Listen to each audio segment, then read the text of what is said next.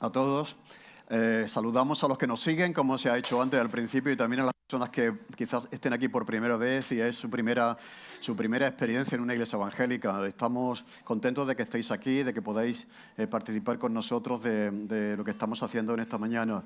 Estamos proponiendo a las personas que se acerquen a la persona de Jesús. Hoy día no te puedes fiar de nadie, casi. No nos podemos fiar de nadie, pero hay alguien que sí es fiable, que es Jesús. Y nosotros lo que hacemos es animar a las personas a tener una relación personal y creciente con Jesús. Y al mismo tiempo cambiar el concepto que mucha gente tiene de la iglesia, de que piensa que la iglesia es aburrida, es para gente mayor, que no es pertinente, que no es relevante para nuestras necesidades cotidianas. Así que pensamos que la iglesia fue algo por lo que Jesús murió y sí que es relevante y sí que es necesaria en nuestro tiempo. Estamos con una serie que hemos titulado Manual de Resistencia, de Supervivencia para el Fin del Mundo. Hablar de esto hace un tiempo era cuestión de gente muy extremista o muy loca, ¿no? O sea, hablar de fin del mundo era para gente muy extrema, muy loca, ¿no? Pero desde la crisis económica que pasamos, después la crisis del COVID, ahora estamos en medio de una amenaza nuclear, o sea, que las cosas se han revuelto de tal manera que ya no es cosa de locos. Ya los mismos científicos dicen que al paso que vamos, pues que el mundo va a acabar un día porque estamos abusando con la contaminación, etcétera, etcétera, con todo eso, ¿no? Pero una cosa interesante es que cuando pensamos en el fin del mundo, siempre pensamos en algo catastrófico, algo destructivo, ¿no? Algo que va a acabar con nosotros, con el ser humano, con el planeta, etcétera, ¿no? Pero cuando vamos a la Biblia entendemos y vemos que la Biblia habla mucho de esto. Si hay un lugar donde podemos ver acerca de qué es lo que viene del futuro del planeta, esa es la Biblia, ¿no? De hecho, estamos siguiendo un libro en el que se habla mucho acerca de ese momento, de ese fin del mundo tal como lo conocemos ahora, para dar pie a un mundo nuevo, que es lo que los cristianos creen. No creemos en la aniquilación, en la destrucción, sino una renovación de este mundo al punto como Dios lo creó al principio, tal como Dios quiso que fuese al principio. Por lo tanto, los cristianos tienen esperanza en que esto está por venir y será para bien. ¿De acuerdo? Así que la Biblia habla del fin del mundo, pero relacionado con la segunda venida de la persona de Jesús. En la primera carta que leímos la semana pasada, Pablo estaba hablando de esto. Dice, mira, no tengáis tristeza, porque la gente se estaba muriendo y para mucha gente, bueno, cuando uno se muere ya no hay esperanza. Aquí termina todo, ya no hay nada más, ¿no? Pero el cristianismo tiene esperanza y el apóstol Pablo dice que no tengáis tristeza como aquellos que no tienen esperanza y piensan que la muerte es el final de todo, sino que si tú crees que Jesús murió y resucitó, así Dios va a traer con Jesús a los que han muerto con Él, en Él. Así que aquellas personas que han muerto hasta nuestros días o hasta el tiempo que Jesús regrese, están con Él, están en su presencia, tienen esperanza de vida eterna tal como Jesús prometió. ¿De acuerdo? Así que esto es lo que Pablo está diciendo.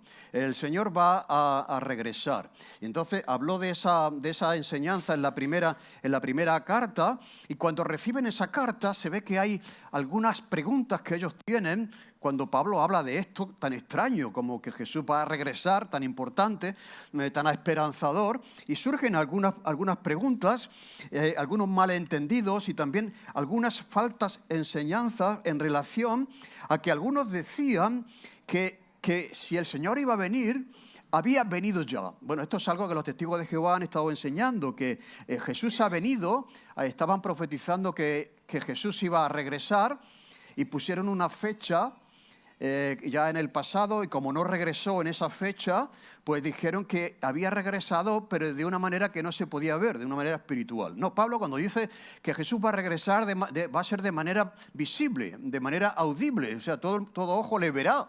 No va a ser de manera espiritual, sino que va a ser de manera física. De hecho, cuando Él subió al cielo, unos ángeles se aparecieron y le dijeron a los apóstoles, ¿qué hacéis aquí mirando al cielo? Ese mismo Jesús que ha sido tomado de vosotros al cielo regresará tal como le habéis visto. Por lo tanto, esa es la esperanza que tienen los cristianos. Jesús va a regresar. Así que este era un tema, y el tema de la segunda venida, del fin del mundo, de cuando Jesús regrese, realmente es un tema muy interesante que despierta la curiosidad de la gente y también de los cristianos. Y como decía, empezaron a circular algunos escritos que personas firmaban con el nombre de Pablo. A esto se le llama pseudoepigráfica. Son cartas con una firma falsa, se hacían pasar por el apóstol Pablo y estaban enseñando algo contrario a lo que Pablo estaba diciendo. ¿De acuerdo? Lo vamos a ver luego eso, cómo Pablo habla acerca de eso. Entonces, como es un tema tan interesante, pues había mucha curiosidad,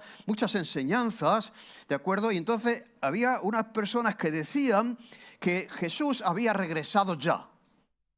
Muy bien, Jesús va a regresar, pero ya ha regresado por segunda vez. Por eso dice en el capítulo 2, versículo 1 al 3, pero con respecto a la venida de nuestro Señor Jesucristo y nuestra reunión con Él, os rogamos, hermanos, que no os dejéis mover fácilmente de vuestro modo de pensar, ni os preocupéis ni por espíritu, ni por palabra, ni por carta, como si fuera nuestra. ¿Veis?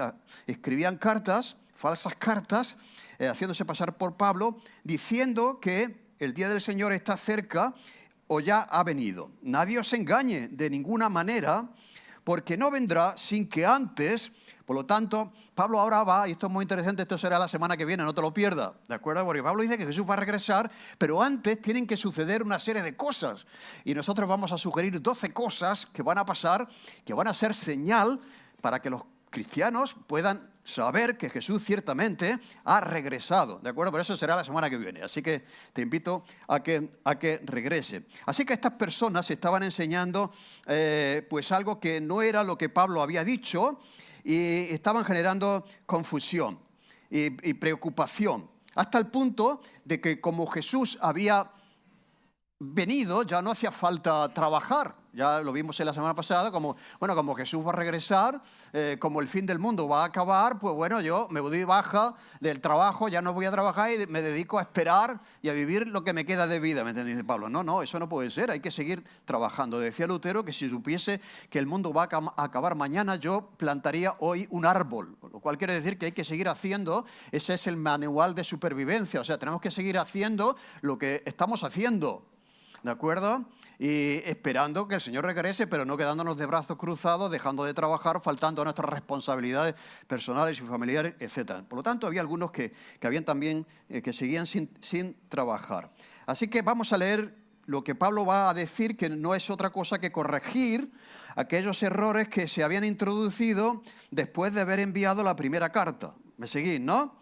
Pablo manda una carta, enseña sobre esto, se generan algunas preguntas y algunos errores y Pablo tiene que escribir la segunda carta que se escribió pocos días después. O sea, algunos dicen que fueron meses después para corregir aquello que Pablo estaba escuchando, que estaban diciendo, que no era cierto. Dice Pablo, vamos a ir a 2 Tesalonicenses capítulo 1, versículo 1 al 12, tenéis la Biblia por ahí, abrirla por favor. Dice Pablo, Silvano y Timoteo a la iglesia de los tesalonicenses en Dios nuestro Padre y en el Señor Jesucristo. Gracia y paz a vosotros, de Dios nuestro Padre y del Señor Jesucristo. Debemos siempre dar gracias a Dios por vosotros, hermanos, como es digno, por cuanto vuestra fe va creciendo y el amor de todos y cada uno de vosotros abunda para con los demás. Tanto que nosotros mismos nos gloriamos de vosotros en las iglesias de Dios por vuestra paciencia y fe en todas vuestras persecuciones y tribulaciones que soportáis. Esto es demostración del justo juicio de Dios para que seáis tenidos por dignos del reino de Dios por el cual asimismo padecéis, porque es justo delante de Dios pagar con tribulación a los que os atribulan y a vosotros que sois atribulados, daros reposo con nosotros cuando se manifieste, de nuevo aquí, la segunda venida de Cristo, cuando se manifieste el Señor Jesús desde el cielo con los ángeles de su poder en llama de fuego, para dar retribución a los que no conocieron a Dios ni obedecen al Evangelio de nuestro Señor Jesucristo, los cuales sufrirán pena de eterna perdición, excluidos de la presencia del Señor y de la gloria de su poder, cuando venga en aquel día para ser glorificado en sus santos y ser admirado en todos los que creyeron, por cuanto nuestro testimonio ha sido creído por vosotros. Por lo cual asimismo oramos siempre por vosotros, para que nuestro Dios os tenga por dignos de su llamamiento y cumpla todo propósito de bondad y toda obra de fe con su poder, para que en el nombre de nuestro Señor Jesucristo sea glorificado en vosotros y vosotros en Él, por la gracia de nuestro Dios y del Señor Jesucristo. Bien, como decía, va a corregir Pablo algunas enseñanzas, lo vamos a ver la semana que viene en relación a lo que él había enseñado en la primera carta acerca de la segunda venida, pero hay un problema que persiste aquí, y es que los cristianos de Tesalónica, de esa ciudad, siguen sufriendo persecución por creer en Dios. O sea, ellos son creyentes y aquellos que no lo son se ríen de ellos, se burlan de ellos y les persiguen. Entonces Pablo ve que ellos siguen sufriendo la persecución podríamos decir, de la religión oficial en aquel tiempo, el judaísmo, las sinagogas, etcétera, etcétera, que no aceptaban que hubiese seguidores de la persona de Jesús, que hubiese seguidores de Jesús. Por lo tanto, en esta primera parte habla de eso, la semana que viene hablará esa corrección acerca de la segunda venida. Empieza con un saludo, que es lo que hacían todos los que escribían cartas en la antigüedad, como hacemos hoy. Querido fulanito, espero que a la llegada de esta carta te encuentres bien. Pues Pablo habla de los tres que estaban participando en ese equipo misionero, Pablo, Silvano, Timoteo, a la iglesia de los tesalonicenses. Hay iglesias en las ciudades, iglesias del Señor en las ciudades, en este caso en Tesalónica, en Dios nuestro Padre y en el Señor Jesucristo. Gracia y paz a vosotros, de Dios nuestro Padre y del Señor Jesucristo. Siempre que Pablo se dirige a los hermanos, habla de la gracia de Dios, ese favor inmerecido que hemos recibido y de la paz de Dios que sobrepasa vuestro entendimiento. Yo creo que con esas dos cosas tenemos suficiente. ¿A que sí?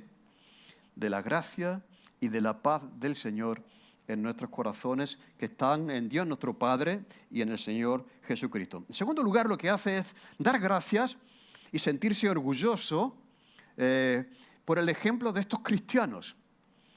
¿Por qué se siente orgulloso? Porque él sabe que siguen sufriendo.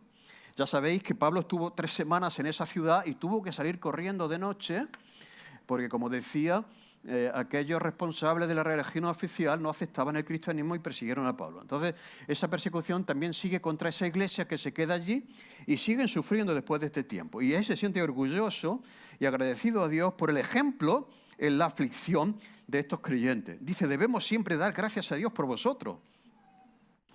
Hermanos, como es digno de eso, por vuestra fe va creciendo y el amor de todos y cada uno de vosotros abunda con los demás. Tanto que nosotros mismos nos gloriamos de vosotros, nos sentimos orgullosos de vosotros en las iglesias que visitamos que son del Señor, por vuestra paciencia, por vuestra fe, en todas vuestras persecuciones y tribulaciones que soportáis. Así que lo que vemos aquí, que lejos de debilitarles, de desanimarles las dificultades, les fortalecen. Como vemos que está pasando en Tesalónica. Esto no ocurre con todo el mundo igual. Hay personas que ante la dificultad, ante la adversidad, se debilitan. Una desgracia en la vida, un problema que surge, le hunden, le hacen venirse abajo. No solamente como persona, sino también en sus creencias. Hay mucha gente cuando sufre una adversidad y dice, ¿dónde está Dios? ¿Por qué lo ha permitido Dios? Dejan de creer, dejan de confiar. No es el caso de los cristianos de la iglesia de Tesalónica. En medio de esa dificultad, en esos momentos difíciles, pues ellos mantienen, no solamente mantienen, sino crecen en la fe. Así que, mirad, los momentos difíciles y duros de la vida y en nuestra vida son reales. O sea, que nadie se imagine un mundo libre de dificultad y libre de sufrimiento. Y que nadie os venda eso, lo compréis. En el sentido de que, bueno, porque si tú crees en Dios, pues no, todo va a ser genial, fantástico, la adversidad, la persecución va a desaparecer, todo te va a ir genial. Eso no es cierto. Eso lo estamos viendo aquí. Es lo que dice la Biblia. Lo que dice la Biblia es eso, ¿no? Y lo que dice la Biblia es que mientras que estamos aquí, en un mundo caído, en un mundo que no es como Dios quiso que fuera, en el que reina el pecado, la maldad, la injusticia, vamos a sufrir. Y también vamos a sufrir por ser diferentes, por creer diferente. Y eso es real, eso es duro. Pero eso también puede enseñarnos, eso también puede fortalecernos, eso también puede hacernos madurar y hacernos más sabios. Yo os digo, dime un momento fácil en tu vida en el que aprendiste algo. Nada. Los momentos difíciles son los que enseñan, los que nos hacen fuertes. ¿A que sí? Los que nos hacen madurar. Los momentos difíciles en nuestra vida. Por eso esta sociedad es tan superficial, porque lo tiene todo hecho, lo tiene todo fácil. Y cuando viene cualquier adversidad ya, oh, madre mía, ¿no? Pregúntale tú a tus abuelos que vivieron la guerra, que sacaron adelante a sus hijos, con mucho, ¿me entendéis? Las dificultades nos fortalecen, las dificultades nos hacen madurar. Hay de aquel padre que elimina toda dificultad a sus hijos. Esa no es la vida real, ¿lo entendéis? No es la vida real. Cuando salgan a la sociedad, cuando vayan al mundo del trabajo, cuando sean adultos, se van a dar cuenta que este mundo no es así. Que hay dificultad, que hay persecución, que hay rechazo, etcétera, etcétera, ¿no? Y entonces, estos sufren persecuciones causadas por otras personas que creen diferente, sufren tribulaciones, son cosas diferentes. Una cosa es la persecución, que alguien se ría de ti, te señale, te persiga, te critique porque mira, tú eres... Y otra cosa es sufrir las adversidades de la vida. Las tribulaciones son las adversidades de la vida. No es persecución por tu fe. Es que se presenta una enfermedad y no la esperaba. Es que te quedas sin trabajo, es que tienes un accidente, es que se te quema el piso, como estas personas de Valencia, ¿me entendéis? Se te quema el piso y te quedas sin nada, ¿me entendéis? Y a veces en un pliplaje, en un segundo. Eso son tribulaciones. Eso no viene de Dios, eso viene del mundo en el que vivimos, que se ha olvidado de Dios, ¿de acuerdo? Y entonces ellos sufren persecución, pero no solamente tribulación, y Pablo sabe, porque también la sufrió, que eso sigue, y sin embargo ve que son la iglesia más madura de todo el Nuevo Testamento, por cómo están respondiendo a la persecución, por cómo están respondiendo a la adversidad. Pero no solamente eso, sino cómo crecen en medio de ella. No sé si lo habéis notado aquí, que dice que, al final del texto dice que esas persecuciones y tribulaciones que soportáis. Soportar es tener un peso encima, ¿no? Y entonces, encima de tu cabeza o encima de tus hombros, ¿y qué hace? Aguanta, lo soporta, ¿no? Eso es lo que ellos estaban haciendo. No se elimina el problema, no se termina la persecución o la tribulación, sino que aguantan el peso que tienen encima, ¿de acuerdo? Y entonces dice que soportando eso, con paciencia en la persecución y con fe en la tribulación, que yo creo que son dos elementos importantes sobre cómo tenemos que enfrentar las circunstancias adversas. Seas o no seas creyente, seas o no seas cristiano, aunque seas ateo, van a venir circunstancias adversas a tu vida, ¿no? ¿Y cómo puedes enfrentar eso? Dice aquí Pablo, a través de la paciencia y a través de la fe. Pero claro, ¿fe en qué? Por eso la fe cristiana es diferente del resto de la fe. O sea, otras fe dicen, bueno, vamos a ver si viene una mejor crisis, si pasamos la crisis, si viene una mejor situación económica que nos ha metido en la crisis económica, ¿me entendéis? A ver si mejora la situación. Pues la fe en que esto termine, no, la fe en la persona de Dios. O sea, que Él tiene el control de todas las cosas.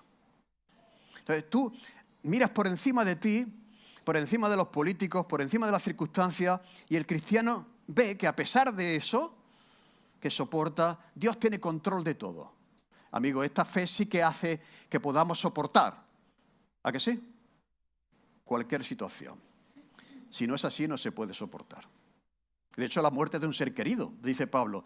O sea, la gente cuando pierde un ser querido, pues no tiene esperanza. Pero dice, no, con vosotros no es así. ¿De acuerdo? No tengáis tristeza como aquellos que no tienen esperanza, porque si creemos que Jesús murió y resucitó, así Dios va a traer con Jesús. Así que tu familiar que ha fallecido no ha desaparecido eternamente, sino que está delante de Jesús y va a regresar con Él cuando vuelva. Fe, ¿de acuerdo?, en la persona de Dios que tiene control. Pero no solamente mantener la fe, mirad, si lo notáis, dice, por cuanto vuestra fe va creciendo. Lo normal es que en medio de una situación difícil, la fe se pare, ¿no? Si no, retrocede.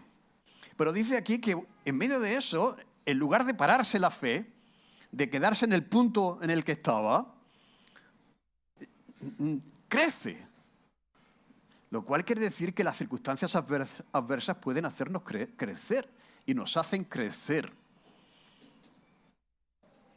Por eso dice la palabra, tened por sumo gozo cuando os halléis en diversas pruebas, sabiendo que la prueba de vuestra fe produce crecimiento, paciencia. ¿De acuerdo? Podemos crecer en medio de De hecho, la fe de ellos crecía en la persecución y también el amor de ellos también crecía. Así que no es solamente mantener la fe, ¿no? Ahí como dice, bueno, me ha venido una adversidad, una tribulación, una dificultad, voy a resistir aquí como pueda, sino es crecer en ella. Crecer en medio de esa situación. Y la pregunta es, ¿cómo se crece en la fe? ¿Cómo podemos hacer crecer la fe?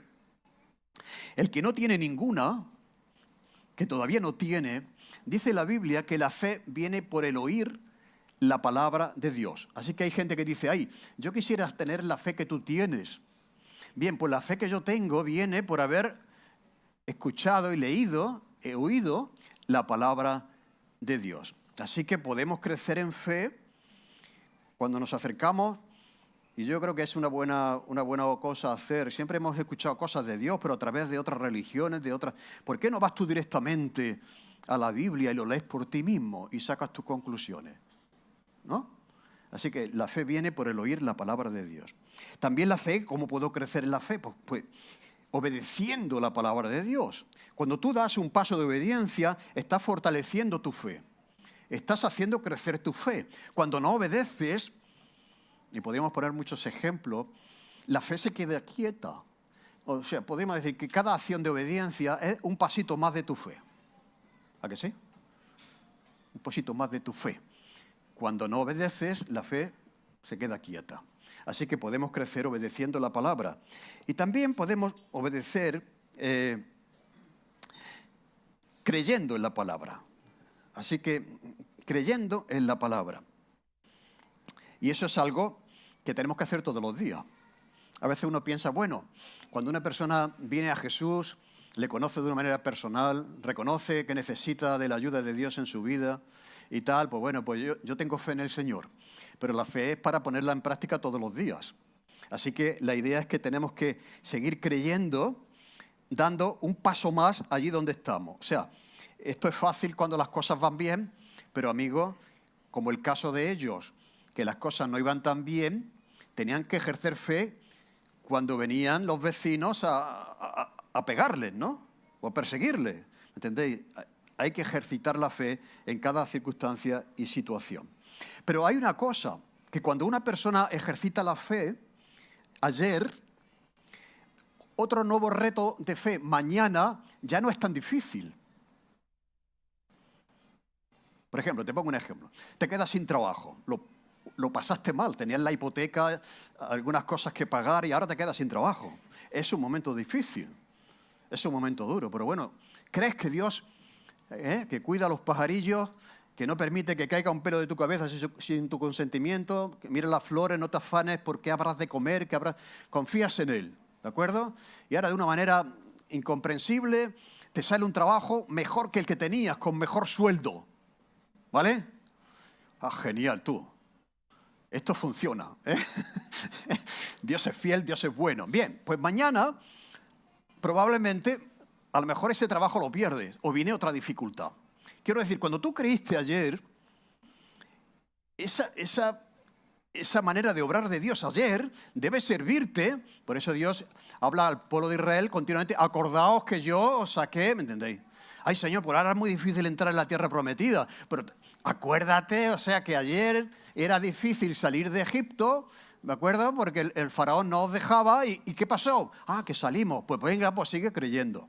Bien, pero en último lugar, ¿cómo crece la fe? Decía Crisóstomo, que era un padre de la Iglesia. Los padres de la Iglesia son aquellos que fueron discípulos de los propios apóstoles. Y él dice que la fe crece cuando se padece por ella. Toma ya. La fe crece cuando se padece por ella. O sea, cuando hay libertad, cuando no pasa nada si vienes a la iglesia y no viene la guerra civil. Han vivido otros hermanos, nuestros abuelos, nuestros padres del pasado, por estar así, haciendo lo que estábamos haciendo, venía la Guardia Civil, porque un vecino, oye, que aquí hay unos protestantes que están cantando canciones y a Dios y no sé qué, leyendo la Biblia, que eso... Y venía la Guardia Civil y te llevaban preso. ¿Entendéis? Entonces, Crisóstomo decía que la fe crece cuando se sufre por ella. Por eso Pablo se siente orgulloso de estos creyentes. ¿Por qué? Porque a pesar de persistir la tribulación, en lugar de abandonar la fe, están creciendo en la fe. Porque están sufriendo por ella. Pero no solamente la fe crece, sino que mantienen el amor y dice que abunda más y más. El amor, mirad, de todos y cada uno de vosotros abunda para con los demás. Esto es un detalle, ¿eh? Si había allí 100 personas en esa iglesia, Pablo dice, es que todos expresan amor los unos a los otros. Pero no solamente a aquellos que son amigos suyos, sino a todos los demás. O sea, es un amor que alcanzaba a todos. El amor de cada uno de vosotros crece más y más. Así que el amor abunda. Bien, lo mismo que la fe puede crecer en esa circunstancia, ¿cómo puede abundar el amor? Dice aquí, vuestro amor abunda para con los demás. Mira, voy a hacer una cita de Spurgeon que dice lo siguiente. Explicó cómo podemos crecer en la fe y hacer que nuestro amor crezca y abunde. Dice, haz todo lo que puedas. Y luego, haz un poco más. Siempre que tú haces un poco más de lo que se te pide y un poco más de lo que puedes, te estás estirando. ¿A que sí? O sea, si la goma solamente se estira hasta lo cómodo, hasta lo fácil, pero si haces un poco más, estás tirando de la goma. ¿Entendéis? Esto se puede aplicar en todas las áreas de la vida. Entonces decía, haz un poco más. Y cuando puedas hacer eso, que has hecho un poco más, haz un poco más. Lo que pueda. Y siempre ten algo en la mano que sea mayor que tu capacidad actual. O sea, si tú solamente haces aquello que, ¿me entendéis? En el límite, te quedarás ahí.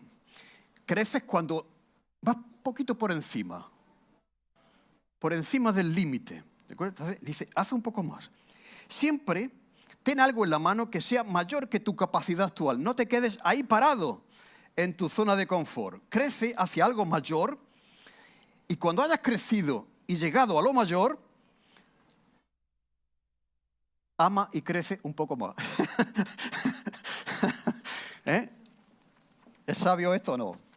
Pues eso. La zona de confort nos dice hasta aquí, lo fácil, lo que no supone no vas a crecer. Ni creces en fe, ni creces en amor. Ni abundarás en fe, ni abundarás en amor. Es cuando haces un poco más de lo que se espera. Y esto en un contexto de sufrir y soportar la persecución, la tribulación, ¿eh? Así que, mirad, en la dificultad se crece, en la fe y en el amor. Y este es el reto, no quedarnos parados, sino seguir creciendo. Esto lleva a Pablo a que da gracias por ello, a sentirse orgullosos, nos gloriamos de vosotros en otras iglesias, y les pone como ejemplo. Lo mismo que nosotros nos sentimos orgullosos por aquellos hermanos aquí en la iglesia y hermanos queridos que conocemos, que han padecido y sufrido tremendas pruebas de todo tipo. Y no solamente se han mantenido firmes en el Señor, sino que han crecido. Y ese es un motivo de gozo y de satisfacción y de agradecimiento a Dios.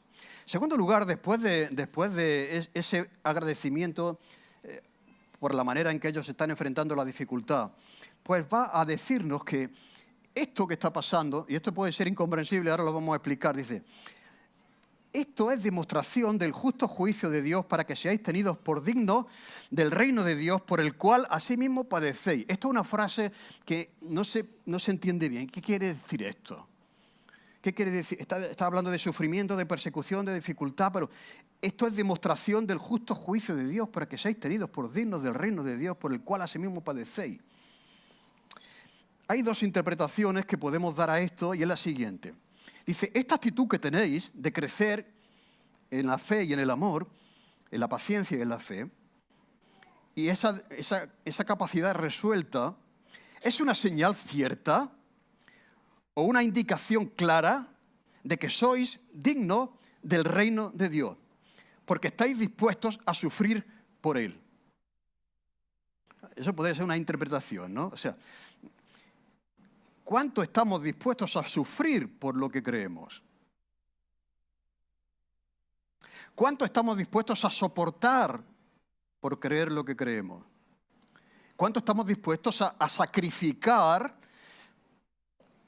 por lo que creemos?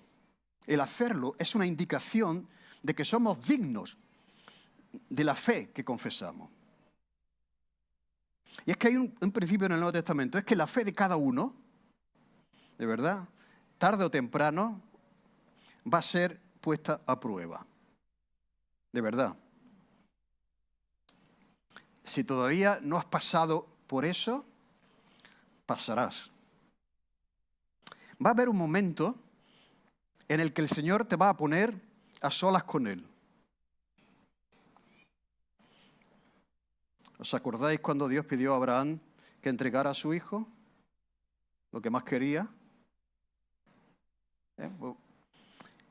Es así. Va a haber un momento en nuestra vida en que el Señor va a decir, sí, muy bien, va a la iglesia, todo esto está muy bien.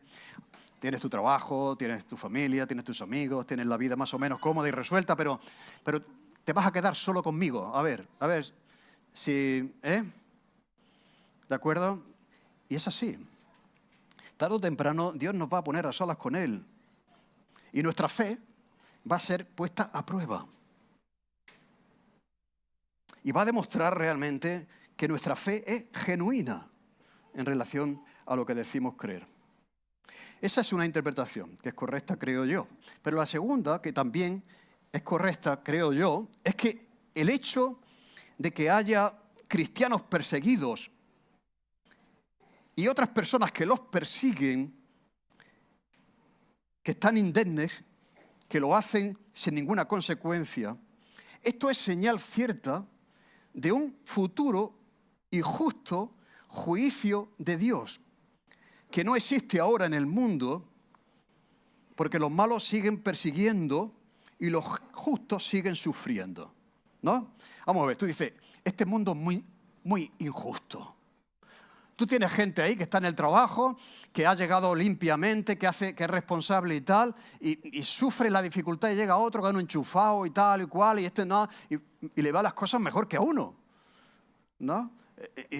O tú estás viendo injusticia, lo que estamos diciendo aquí, los cristianos son perseguidos, otros los persiguen y no pasa nada, no sucede nada. Entonces dice Pablo que esto esté pasando es una señal clara de que tiene que haber y habrá un juicio que será justo. Seguid, ¿no?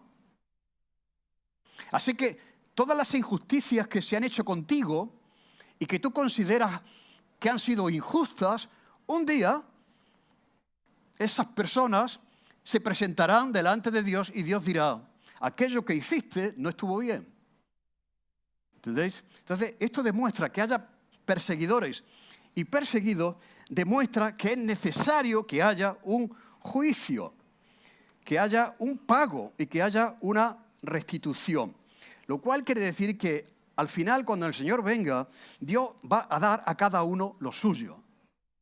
Ahora mismo no está pasando eso. Pero un día, porque Dios es justo, dará a cada uno lo suyo. Mira, vamos a versículo 6, dice, porque es justo delante de Dios pagar con tribulación a los que os atribulan. Amigo, aquí está la justicia, ¿no?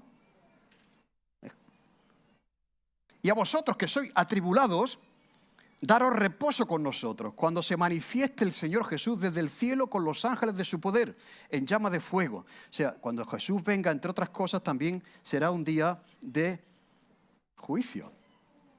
Para dar retribución a los que no conocieron a Dios ni obedecen al Evangelio de nuestro Señor Jesucristo, los cuales sufrirán pena de eterna perdición, excluidos de la presencia del Señor y de la gloria de su poder, cuando venga en aquel día para ser glorificado en sus santos y ser admirado en todos los que creyeron, por cuanto vosotros habéis creído en nuestro anuncio. Mira, de nuevo aquí Pablo habla de la segunda venida, de la escatología y de un justo juicio de Dios que ahora puede que no veamos, pero que vamos a ver un día. Dará a cada uno lo suyo. Si no es así, Dios no sería justo. Mirad, dice, a los que os atribulan, a los que os hacen daño, es justo delante de Dios pagar con tribulación. Así que podríamos decir que estos van a tomar su propia medicina. Esto le pasaba a Pablo también, lo decía el otro día, ¿no? Pablo era un perseguidor de la iglesia, ahora se hace cristiano y sufre, se tomó de su propia medicina. Pues esto dice aquí que el que es malo y actúa malvadamente va a tomar su propia medicina. Si no es así, Dios no es justo. ¿Cómo va a ser justo Dios que permita, que da igual que uno sea un malvado en esta tierra y el otro sea un justo? No, no puede ser. ¿Entendéis? El justo juicio de Dios requiere que esto sea así. Pagar con tribulación. Así que esto responde también a un principio que nosotros siempre reclamamos. Incluso aquellas personas que son ateas dicen, en este mundo no hay justicia. ¿Por qué? No hay justicia porque nadie paga, ¿no? Y de hecho decimos que se ha hecho justicia porque alguien paga, ¿o no? No hay justicia, ¿por qué? Porque nadie ha ido a la cárcel, nadie ha pagado por este delito. Efectivamente, no hay justicia. No hay justicia hasta que alguien paga. Y por lo tanto, esto es lo que Pablo está diciendo, va a pagar con tribulación a aquellos que os persiguen y os atribulan. Así que Dios no sería justo si al final, y esto tiene una conclusión, aquellos que han perseguido a los cristianos, ¿de acuerdo? Al final van al cielo, como dice la gente. Bueno, al final Dios es tan bueno, tan bueno, tan bueno, que al final todos vamos a ir al cielo. Será muy bueno, pero no es muy justo. ¿O no?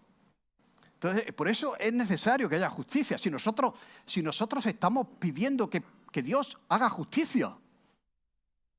Y yo os digo una cosa, muchas veces lo hace. Y hay personas que pagan en vida por lo que están haciendo, pero no siempre. Pero sí que hay una seguridad de que habrá un día en que se haga la justicia definitiva. Por lo tanto, es importante esto, ¿de acuerdo? Si exige justicia, un día la habrá contigo, amigo, y responderá de tu vida y de tus hechos. Pero yo quiero justicia para los demás, pero también para ti, porque Dios es justo. Bien, y porque Dios es justo, va a devolver a pagar con tribulación a los que os persiguen. En el presente puede, pero seguro en el futuro. Y ahora, a los que son atribulados, los que sufren la persecución, en este caso los cristianos de ayer y de hoy, porque la iglesia cristiana hoy es la entidad más perseguida del mundo. Hoy hay más persecución en el mundo contra los cristianos que nunca lo ha habido, ¿no? Entonces dice, vosotros que sois atribulados, daros reposo con nosotros cuando se manifieste el Señor Jesús desde el cielo con los ángeles de su poder. Mira, ahora que estáis sufriendo, un día descansaréis. Os dará descanso, os dará reposo. Junto con nosotros, Pablo, Silas, Timoteo, que también estaban sufriendo, y de eso sabían mucho, y junto con todos los cristianos que están sufriendo hoy. ¿Y cuándo será esto?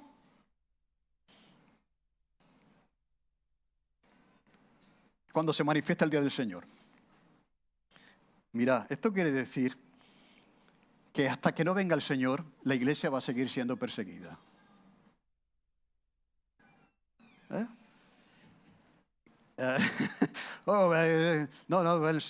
No. Hasta que venga el Señor, la iglesia va a seguir siendo perseguida. Habrá persecución contra los cristianos.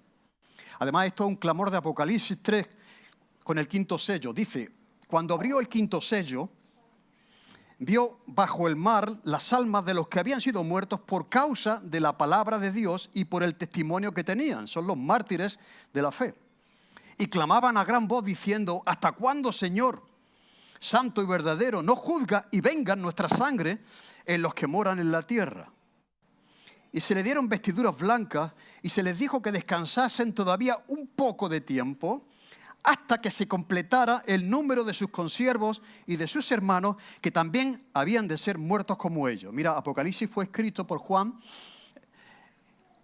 en un momento en el que la iglesia de aquel tiempo estaba siendo sumamente perseguida y muchos cristianos estaban muriendo por su fe. Y estos cristianos que mueren, que están con el Señor, dicen, Señor, ¿hasta cuándo vas a permitir esta injusticia? Dice, esperad un poco de tiempo. Ya vosotros sois salvos, tenéis vestiduras de salvación, pero todavía... Y ese tiempo va a terminar cuando Jesús regrese. Mientras tanto, no esperéis que va a haber reposo. Dice que el Señor dará reposo a ellos, pero dará retribución no solamente a los que persiguen a la iglesia, sino a los que no conocieron a Dios y obedecen al Evangelio de nuestro Señor Jesucristo, los cuales sufrirán pena de eterna perdición, excluidos de la presencia del Señor y de la gloria de su poder. Cuando el Señor venga, según la Biblia, no somos nosotros que estamos diciendo algo así, ¡ay, qué miedo! No, dice la Biblia eso. Dará reposo a los que sufren por causa de la fe, pero dará retribución a los que atribulan y hacen daño a los que tienen fe, pero también a los que no conocieron a Dios. Estos no son ya los que persiguen, sino a todos los que no obedecen a Dios y el Evangelio de Jesucristo. Estos dice que van a sufrir una pena de eterna perdición. Hay una contradicción entre lo que Jesús ofrece. Yo he venido para que tengan vida y la tengan en abundancia, la vida eterna, y lo que pasa aquí cuando rechazamos a Jesús.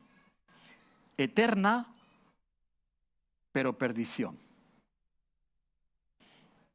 Excluidos de la presencia del Señor y de la gloria de su poder. Lo dice la Biblia, no todos van a ir al cielo. ¿Me entendéis? Está ahí. Excluidos de la presencia del Señor y de la gloria de su poder. Es una mentira tremenda enseñar que al final Dios es tan bueno que al final nos va a perdonar a todos, ¿no? Va a pasar la mano. ¿Cómo va a ser igual? Que Hitler, que asesinó a tantos judíos, tan malvado como un ejemplo de maldad, al final se salga de rosita. Dios no sería justo, previamente porque Dios es justo. Va a haber algunos que no van a disfrutar de la presencia eterna de Dios. Así que esto es terrible. Yo como digo, esto es terrible. No es para asustar a nadie. Y la intención de Pablo no es que nos asustemos. Pero tú y yo somos responsables de nuestro destino eterno. ¿De verdad? ¿De dónde vamos a estar en la eternidad? Pero yo no he perseguido la iglesia. Sí, pero no conoces a Dios. Ni conoces a Jesús. Y rechazas el Evangelio. Y no obedeces sus mandamientos. Por lo tanto, es importante que pensemos en esto. Hay dos aspectos de la justicia de Dios. Una, retributiva, devolviendo aflicción a los que la causan. Y justicia remunerativa, que es concediendo reposo a los que la sufren. ¿Y cuándo será eso? Cuando el Señor venga.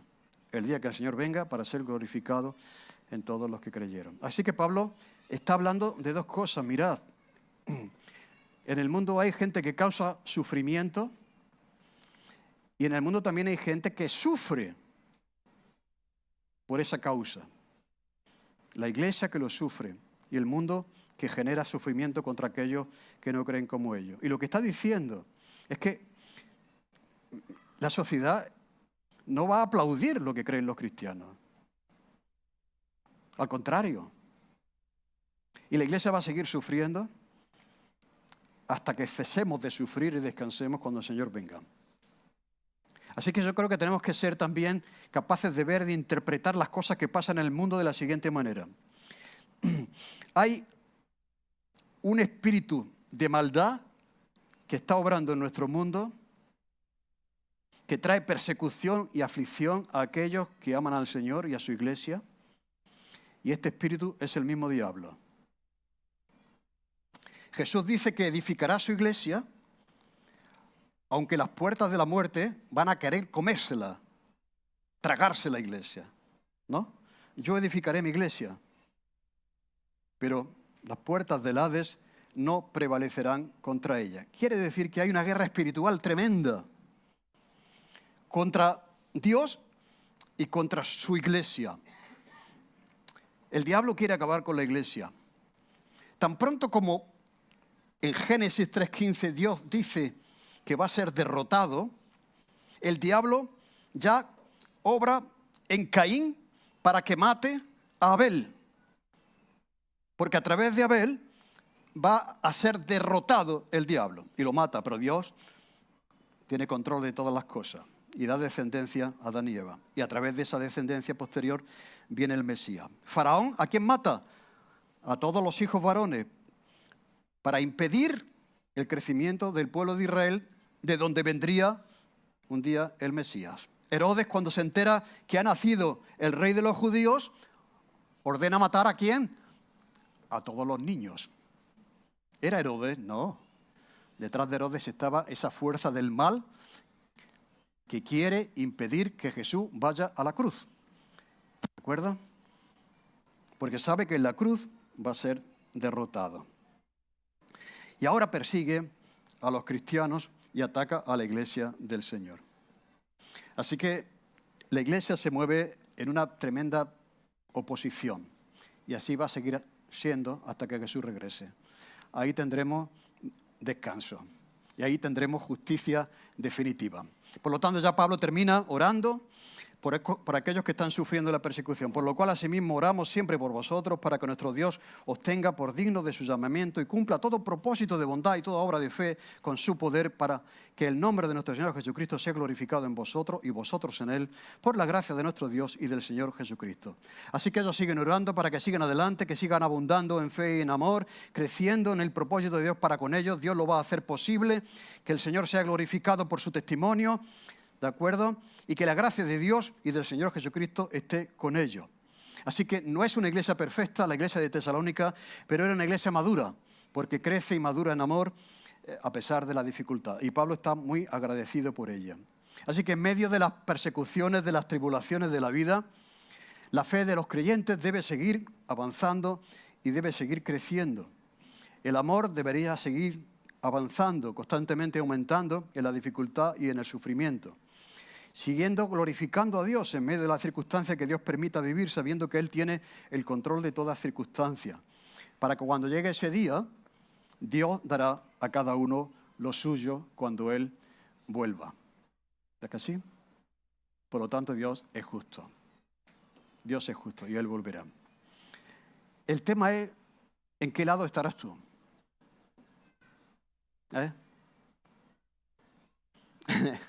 ¿En qué lado estarás tú? ¿Estarás en el lado de los hijos de Dios, de la iglesia de Jesucristo, aunque eso suponga persecución? ¿O estarás en el lado de los que se oponen a Dios y a la iglesia de Jesucristo y que causan persecución? Pero aunque no seas de los que persiguen, aunque seas de aquellos como dicen, no, yo soy muy tolerante, yo respeto tu fe, aunque yo no la tengo y tal, pero también un día responderás delante de Dios, por tu vida, por tus hechos y por haber aceptado o rechazado el Evangelio. Por lo tanto, es importante, de verdad. Hay en el plan de Dios eternidad en el corazón de los hombres. Vamos a vivir eternamente, pero no estaremos todos en el mismo sitio, en el mismo lugar. Unos resucitarán para vida eterna y otros resucitarán para condenación y juicio justo de Dios. Dice Apocalipsis, ya lo sabéis, que los libros serán abiertos, que son las obras de todos nosotros, de todos aquellos que han rechazado a Dios y al Señor. Yo merezco entrar en el cielo. O sea, va a haber personas que van a llegar allí y van a decir, abre Pedro, suponiendo que Pedro esté con la llave del cielo. Pedro, abre que yo estoy aquí. Y Pedro dirá, oye, ¿y por qué tú mereces que te deje entrar, no? Y, pues porque yo he sido fantástico, yo he sido bueno, Y dice, tráete el libro, dice Pedro, secretario, tráete el libro, ¿no? Dice, mira, tus hechos, no es que Dios te condene, sino tus hechos, tu vida, demuestran que no andabas en los caminos del Señor. ¿De acuerdo? Y vendrá otro y llegará allí y entrará directamente y dirá, Pedro, hola, aquí estoy, ¿no? Por la gracia de Dios, ¿no? Porque no lo merezco. Y dice Pedro, vamos a ver si tu nombre está en el libro de la vida. El libro de la vida es el libro que contiene los nombres de todos aquellos que han dicho sí al Señor, al Evangelio, y formar parte de su pueblo, aunque sufran por el hecho de ser cristianos. Y dirá, sí, tu nombre está aquí. Pero la obra que figura para que tu nombre esté aquí no son las tuyas, sino es La sangre de Cristo que murió por ti en tu lugar. Así que, de verdad, tenemos en nuestra mano, rechazando o aceptando el Evangelio, nuestro destino eterno. ¿De acuerdo? Así que es importante que hagamos caso a lo que nos dice la palabra de Dios y que podamos estar en el lado de aquellos que han rendido su vida a Cristo, que han decidido seguirle a Él. Amén. Te damos gracias, Señor, por tu palabra, y una palabra de exhortación esta mañana, Señor, pero también de amor para nosotros, Señor. Tú quieres que estemos contigo, tú quieres que estemos a tu lado, a ese lado de la línea, Señor.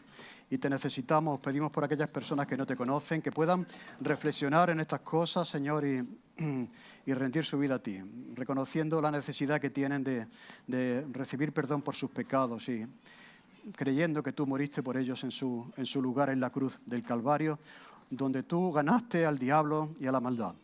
Señor, y un día anhelamos ese momento en el que tú regreses y disfrutemos de todo lo que tú tienes preparado para aquellos que te aman. Te lo pedimos, te damos gracias, Señor, por ese privilegio, por esa gracia para nosotros, en el nombre de Jesús. Amén.